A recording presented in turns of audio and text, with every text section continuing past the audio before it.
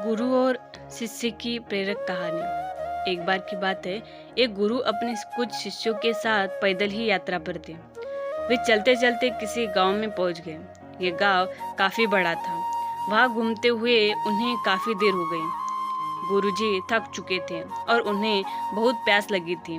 तो उन्होंने अपने एक शिष्य से कहा कि हम इसी गांव में कुछ देर रुकते हैं, तुम मेरे लिए पानी ले आओ।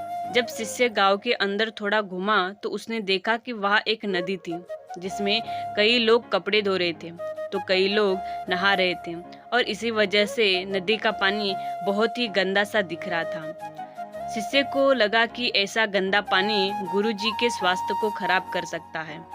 उन्हें ये पानी नहीं पिलाया जा सकता, इसलिए शिष्य बिना पानी लिए ही वापस लौट आया और नदी के गंदे पानी की सारी बात गुरुजी को बता दी। इसके बाद गुरुजी ने किसी दूसरे शिष्य को पानी लाने के लिए भेजा। कुछ देर बाद वह शिष्य पानी साथ लेकर लौटा। गुरुजी ने इसी दूसरे शिष्य से पूछा कि नदी का पानी तो गंदा था, फिर तुम ये पानी कैसे लाए? शिष्य बोला कि गुरुजी, नदी का पानी तो वास्तव में बहुत ही गंदा था, लेकिन लोगों के नदी से चले जाने के बाद मैंने कुछ देर इंतजार किया और कुछ देर बाद नदी में मिट्टी नीचे बैठ गई और साफ पानी ऊपर आ गया। उसके बाद मैं उसी नदी से आपके लिए पानी भरकर ले आया। गुरुजी ये सुनकर बड़े प्रसन्न हुए और बाकी शिष्यों को भी सीख दे कि हमारा जीवन भी इसी नदी के पानी की तरह है।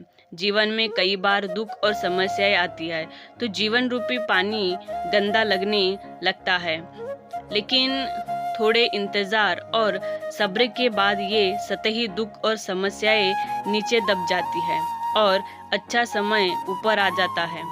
कुछ लोग पहले वाले शिष्य की तरह दुख और समस्याओं को देखकर घबरा जाते हैं और मुसीबत देखकर वापस लौट आते हैं।